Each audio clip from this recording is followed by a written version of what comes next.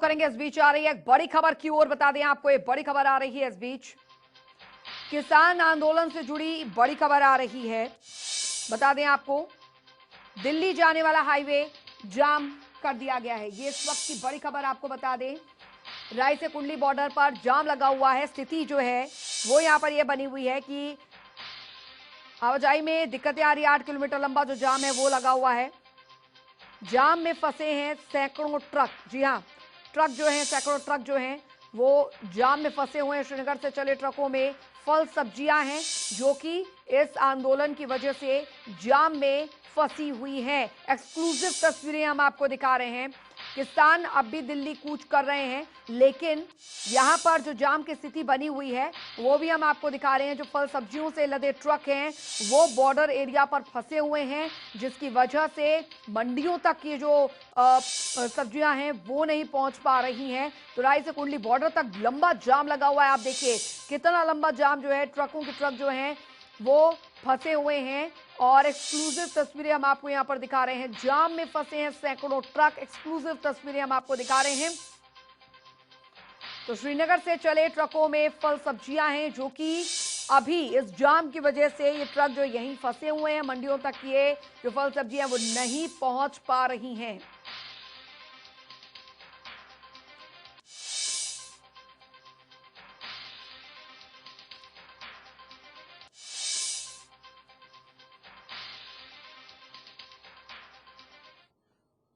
और प्रवीण धनखड़ और साथ ही राम सिंह मार हमारे साथ कुंडली बॉर्डर और टीकरी बॉर्डर से जुड़े हुए हैं। राम, सबसे पहले मैं आपके पास आना चाहूंगी क्योंकि स्थिति यहां पर यह बनी हुई है कि किसान आंदोलन को लेकर अभी भी जो तीसरा दिन है वो आज जारी है किसान आंदोलन। दूसरी तरफ जाम की स्थिति, जो दूर दूर से जो ट्रक आ रहे हैं सब्जियां फल लेकर, वो इसकी वजह से जाम में फंसे हुए हैं। अंजलि, देखिए जिस प्रकार से किसान आंदोलन लगातार सक्रिय होता नजर आ रहा है जी और बॉर्डर पर पूरी तनाव की स्थिति बनी हुई है, तो दूसरी तरफ अगर बात करें तो श्रीनगर से चलने वाले सैकड़ों ट्रक जो कि आजादपुर मंडी पहुंचते हैं, फल सब्जियां लेकर पहुंचते हैं, तो निश्चित तौर पर उनकी जो मियाद है वो कहीं ना कहीं 24 घंटे की रहती है। लेकिन कहीं ना कहीं अगर स्थिति बने तो 3 दिन से ये लोग जाम में फंसे हुए हैं, जिसकी वजह से फल और सब्जियां लगातार खराब होने की स्थिति बनती नजर आ रही है। क्योंकि सेब का जो मिजाज होता है वो 24 घंटे में आजादपुर मंडी में भेजना होता है, लेकिन यहाँ 3 दिन से जो फल और सब्जियां हैं वो कहीं ना कहीं फंसी हुई है। स्थिति ये है कि 3 दिन से जो ट्रक ड्राइवर हैं वो रेंग रेंग कर चल रहे हैं, और जब ट्रक ड्राइवरों से इस बारे में बातचीत हुई तो उन्होंने सीधे तौर पर यही कहा कि ये जाम अकेले यहाँ तक सीमित नहीं है, हरियाणा तक सीमित नहीं है, पंजाब से लेकर वो लगातार 250 से 300 किलोमीटर है, वो लगातार जाम में रेंग रेंग कर यहाँ पहुंचे हैं। यानी कि जाम की स्थिति पंजाब से हरियाणा बॉर्डर यानी कि दिल्ली बॉर्डर तक जो कि तो है, और 3 दिन से लगातार उनकी स्थिति इतनी खराब हो गई कि जो गाड़ी में जो सामान लोड किया है वो कहीं ना कहीं खराब होने की स्थिति बिल्कुल। पैदा हो रही है। और दूसरी तरफ ट्रक ड्राइवरों के लिए भी खाने पीने की और जो पीने के पानी की है वो कहीं ना कहीं समस्या उत्पन्न हो गई है, क्योंकि जब जाम लग जाता है ना तो अपनी गाड़ी को छोड़ सकते हैं, ना ही कहीं आसपास खाने पीने की व्यवस्था होती है। तो इस प्रकार कहीं ना कहीं एक लंबा जो जाम है, फिलहाल की अगर स्थिति की बात करें तो ये जाम लगातार है, राय से आगे बढ़ गया है, यानी जी कि जी 12 से 13 किलोमीटर तक जाम बढ़ जी चुका है, जहां हम बिल्कुल शुरुआती स्तर पर 8 किलोमीटर बता रहे थे, क्योंकि अब ये स्थिति बिल्कुल लगातार बिल्कुल बढ़ती हुई बिल्कुल नजर राम, आ आपके रही है। पास लौटेंगे। प्रवीण धनखड़ हमारे साथ संवाददाता लगातार बने हुए टिहरी बॉर्डर से। टिहरी बॉर्डर पे क्या कुछ तस्वीरें सामने आ रही है प्रवीण? एक तरफ किसानों ने जो दूसरी तरफ किसान जो मीटिंग कर रहे हैं, किसान एक दूसरे को संबोधित करके संयमित और शांतिपूर्ण तरीके से अपने आंदोलन को आगे बढ़ाने के लिए बात कर रहे हैं। तो आप दो नाकेबंदी की तस्वीरें दिखा रहा हूँ। ये जो नाकेबंदी की है ये पुलिस से पहले हरियाणा में इन किसानों ने, जो हरियाणा और पंजाब के किसान आए उन किसानों ने नाकेबंदी की, उससे ठीक आगे दिल्ली पुलिस ने भी नाकेबंदी कर रखी। उस नाकेबंदी के जवाब में ही किसानों ने आमने सामने अब नाकेबंदी कर दी है। किसान ये कह रहे हैं कि जब उन्हें दिल्ली में जंतर मंतर पर रामलीला मैदान में प्रदर्शन के लिए नहीं जाने दिया जा रहा तो अब वो दिल्ली में भी किसी को नहीं जाने देंगे, और दिल्ली पुलिस के समानांतर ही किसानों की नाकेबंदी हो गई है। अब दिल्ली को पूरी तरीके से एक तरह से सील कर दिया है। जैसी की बातें चलाई थी कि दिल्ली को सील कर दिया जाएगा, अगर दिल्ली में किसी को नहीं, किसानों को नहीं जाने दिया जाएगा तो किसान भी दिल्ली में किसी को नहीं जाने दिया जाएगा। लंबे लंबे जाम लगे हुए हैं, जाम में ट्रक जिनमें एसेंशियल सर्विसेज के एसेंशियल सामान है, आवश्यक सेवाएं हैं, आवश्यक सेवा वस्तुएं हैं, जो लोगों के आम जरूरत की चीजें हैं, वो भी अभी ट्रकों के अंदर ही हैं, जो खराब होने लगी हैं। किसान का यही कहना है कि वो पुलिस से कोई सीधा टकराव नहीं करेंगे। अगर उन्हें आगे नहीं जाने दिया जाएगा तो वो भी दिल्ली के तमाम रास्तों को सील कर देंगे। प्रवीण, क्योंकि अभी तो फिलहाल ये भी चर्चा की जा रही है कि आखिरकार किसान जो है वो कहां पर इकट्ठे हो, सिंधु बॉर्डर पर हो या फिर दिल्ली के बुराड़ी मैदान में उन्हें इजाजत मिल गई है, फिर उन्हें आगे नहीं बढ़ने दिया जा रहा, क्यों? देखिए, किसान जब पंजाब से और हरियाणा के अलग अलग जिलों से चले थे तो किसानों ने सीधे रामलीला मैदान जाने का ऐलान किया था। रामलीला मैदान और जंतर मंतर दो ही ऐसी जगह किसानों ने चिन्हित की थी जहां वो अपना प्रोटेस्ट करे, और लंबे समय के प्रोटेस्ट की तैयारियों के साथ किसान आए थे।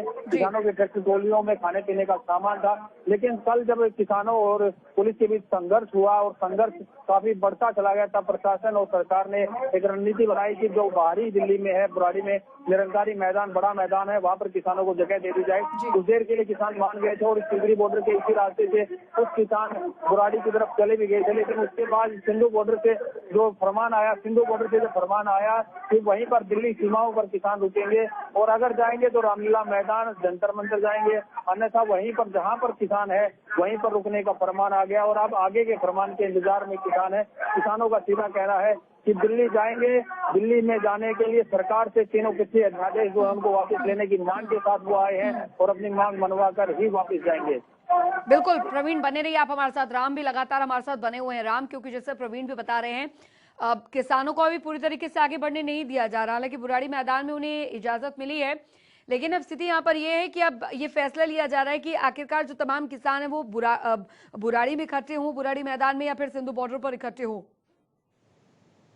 अंजलि, देखिए, जिस प्रकार से देर रात गुप्त सूत्रों से खबर ये थी कि किसानों में कहीं ना कहीं गुटबाजी देखने को मिल रही है, क्योंकि दो ग्रुप बने हुए हैं और दो ग्रुप, एक ग्रुप तो जंतर मंतर जाना चाह रहा था, दूसरा ग्रुप जो है जो दिल्ली सरकार द्वारा जगह निर्धारित की गई थी उस जगह पर जाना चाह रहे थे। लेकिन कहीं ना कहीं जो अभी तक बात सामने आ रही है, अभी जगह जो है वो तय नहीं हो पा रही है कि आखिर किसान एकजुट होकर कहाँ जाएं, किस जगह वो पहुंचेंगे। हालांकि दिल्ली सरकार द्वारा जो बुराड़ी है वो जगह निश्चित की गई है, लेकिन फिलहाल की जो स्थिति है बॉर्डर पर जो है कुछ किसान 5-5, 10-10 मिनट के अंतराल पर जाकर बॉर्डर पर जमकर नारेबाजी कर रहे हैं।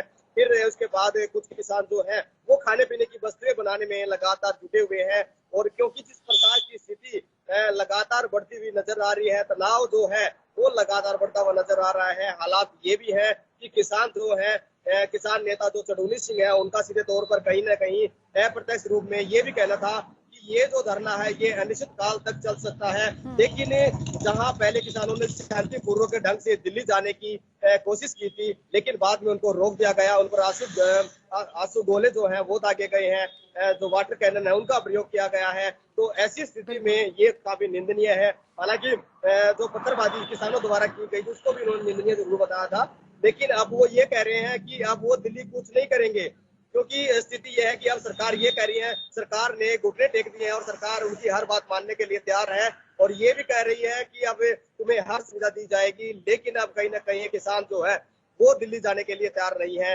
क्योंकि गुटबाजी है, और दूसरी तरफ कहीं ना कहीं वो ये भी है अपनी गुटबाजी को छुपाने के लिए कहीं ना कहीं सीधे तौर पर ये पब्लिक को दिखा रहे हैं, या प्रदेश की सरकार या सेंट्रल की सरकार को ये दिखाना चाह रहे हैं कि आखिर सरकार ने उनके सामने घुटने टेक दिए हैं, अब वो दिल्ली कूच नहीं करने वाले हैं। जी बिल्कुल, निश्चित तौर पर प्रवीण, क्योंकि अभी फिलहाल स्थिति यहाँ पर ये बनी हुई है कि कुछ किसान जो हैं वो बुराड़ी मैदान में हैं, कुछ किसान सिंधु बॉर्डर पर है, कुछ किसान टिकरी बॉर्डर पे हैं। कहा यह भी जा रहा है कि अन्य राज्यों के जो किसान हैं वो भी लगातार पहुंच रहे हैं। ऐसे में स्थिति यहाँ पर और भी ज्यादा ना खराब हो, सुरक्षा बलों की क्या व्यवस्था वहां पर की गई है, आगे की क्या रणनीति रहने वाली है फिलहाल?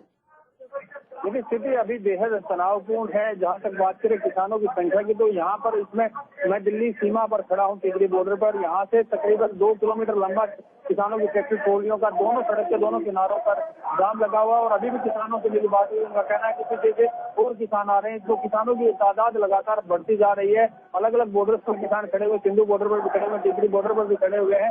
अगर जिस तरीके से सरकार और प्रशासन देरी करेंगे तो ये तनाव और ज्यादा बढ़ेगा। अभी जो किसान शांतिपूर्ण आंदोलन कर रहे हैं, हो सकता है इनके बीच से ही कोई असामाजिक तत्व शांतिपूर्ण आंदोलन को उभे रूप भी दे सकता है। उसी के डर से किसानों ने अभी इस बैरिकेड से दूर करना शुरू कर दिया है। किसानों को दूर आपस में मीटिंग कर रहे हैं किसान, और वहीं पर किसानों को हिदायत दी जा रही है कि शांतिपूर्ण आंदोलन करना है, अपनी अपनी गाड़ियों में सड़क के किनारे बैठ जाएं और जो भी खाने पीने का सामान लेकर आए हैं अपने खाने पीने की व्यवस्थाएं तमाम करें। किसानों का यही कहना है कि वो उग्र आंदोलन नहीं करेंगे, वो शांतिपूर्ण तरीके से दिल्ली में अपनी मांगों को लेकर आए हैं और दिल्ली में जाकर ही अपनी मांगों को सरकार से पूरा कराने के लिए जो प्रयास कर सकते हैं वो करेंगे। अगर उन्हें 6 महीने रुकना पड़े तो उस 6 महीने रुकने के लिए भी वो राशन सामान लेकर आए।